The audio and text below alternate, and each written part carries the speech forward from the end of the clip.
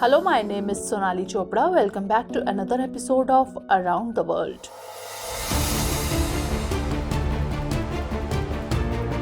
For the last several decades, there has been an enmity going on across the world map, which has not been able to reach any conclusion till now.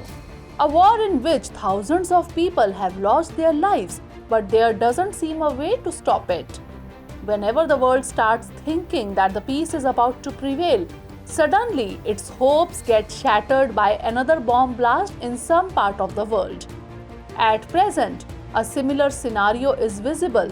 In fact, the war between Israel and Hamas that started last year is taking new turns every day.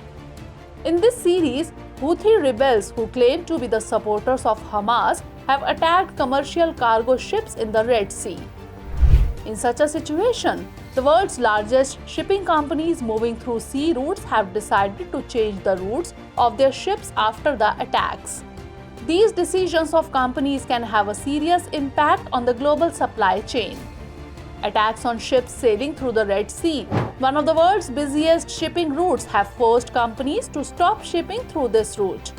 The Houthi rebels carrying out these attacks say that they are targeting ships that are heading towards Israel.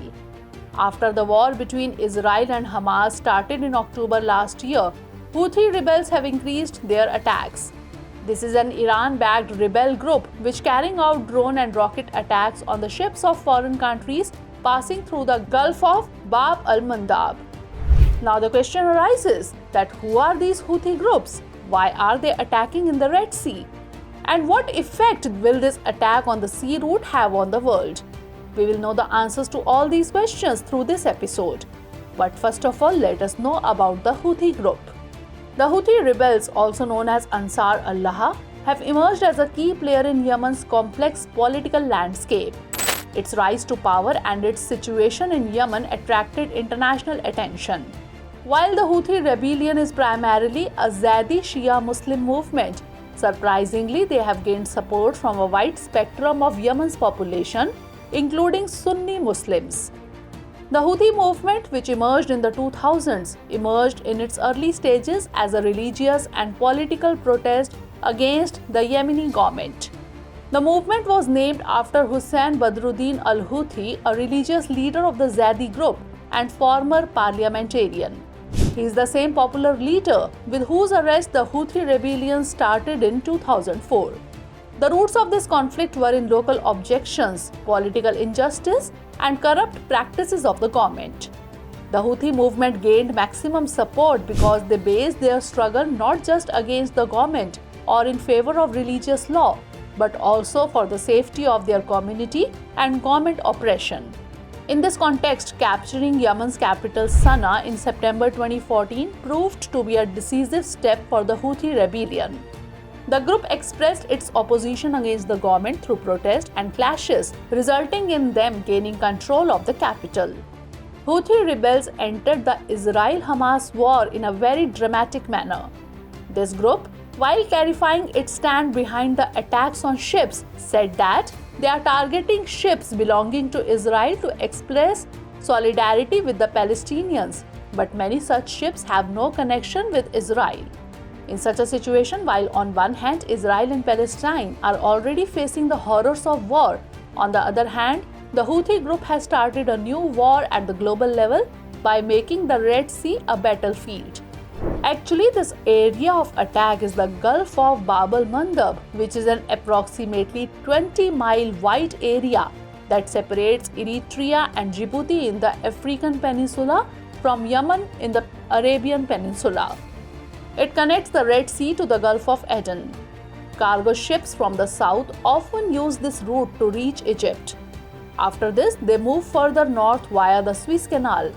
But amidst the attack on ships and the increasing fear about this in the future, many big companies of the world like Mediterranean Shipping Company and Maersk have changed the route of their ships.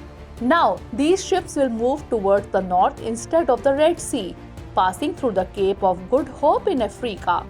The problem is that if ships leave their Red Sea route and take another route, there can be a delay of more than 10 days in delivering the goods. This also has an economic impact since the goods need to be delivered to their destination through other routes. More cost is being incurred to reach the place. Actually, if we look at the world map, the Suez Canal passing through Egypt connects the Mediterranean Sea to the Red Sea, which further connects to the Gulf of Aden through the Gulf of Bab el-Mandab. The Gulf of Aden opens into the Arabian Sea. On the other hand, the route from the Mediterranean Sea opens into the North Atlantic via Gibraltar. In this way, without detouring around Africa, cargo ships from the North Atlantic can come directly to the Mediterranean Sea and then through the Red Sea to the Arabian Sea. If any ship passing through the Suez Canal wants to reach the Indian Ocean, it will have to pass through the Red Sea and Bab el-Mandab. Suez Canal is the fastest sea route connecting Asia to Europe. It is very important for transportation of crude oil and liquefied natural gas.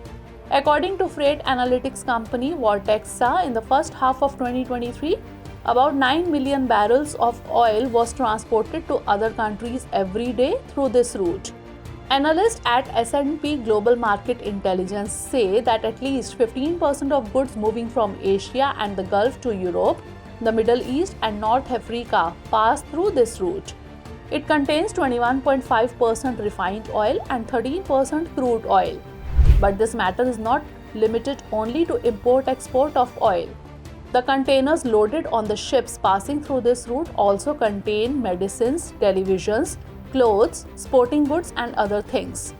However, it is not that no retaliatory action has been taken after the attacks by Houthi rebels on ships. After these attacks, America has launched an international naval campaign. Its warships are assisting commercial ships plying in the Red Sea. Now UK, Canada, France, Bahrain, Norway and Spain have also joined this campaign. US Defense Minister Lloyd Austin has said that other countries should also cooperate in this effort for safe movement of ships in this region. But even after increased security, some shipping companies still have apprehension about using this route. Now it's the turn of Sunday's special episode in which we talk about some other important international developments. Passport ranking organization Hanley and Partners has released the Passport Index for 2024. In this, the passport of France is at the top position. According to the ranking, France, Germany, Italy, Japan, Singapore, and Spain have the most powerful passports in the world. People here can travel to 194 countries without visa. Whereas, if we talk about India, its passport has suffered the loss of one place. That means India's passport has become weaker than last time. India is at 85th position in the ranking, whereas last year, that is in 2023, India was at 84th position. However, compared to last year, this year Indians can travel to 2 more countries without a visa. Passports from a total of 199 countries were included in the ranking. Indian Foreign Minister S. Jaishankar met the foreign ministers of China, the US, Saudi Arabia, Norway, Portugal, Poland, and Belgium and discussed bilateral relations and global issues such as the situation in West Asia and multilateralism. During this time, India also clarified its stand on Israel-Hamas and Russia-Ukraine war. It is noteworthy that India talked about stopping the war and talks between the two sides, but did not let it cast a shadow on its relations with Russia. It has been continuously buying oil from Russia and recently has been trading in rupee ruble. Let us tell you that S. Jaishankar had reached Germany to participate in the prestigious Munich Security Conference. The Munich Security Conference is the world's leading forum for debate on international security policy. It is a venue for diplomatic initiatives to address the world's most pressing security concerns. The Indian Navy is organizing the largest ever multilateral naval exercise Milan 2024 in Visakhapatnam. Navies of more than 50 countries are participating in this exercise. This naval exercise will be conducted in 2 primary phases, first in the port and second in the sea. The harbour phase includes an international city parade at RK Beach, a maritime seminar, a technical exhibition, matching village, subject matter expert exchange, young officers meet and various sports events. During the sea phase, the participating navies will conduct advanced air defence, anti-submarine and anti-surface warfare exercises.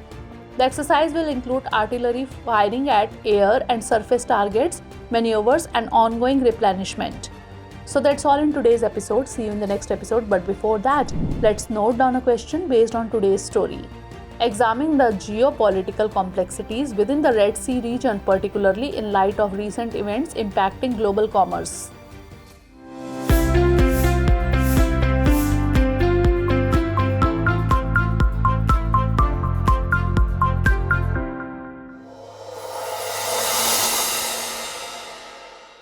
For more informative content, like, share and subscribe, and do not forget to press the bell icon to get the notifications.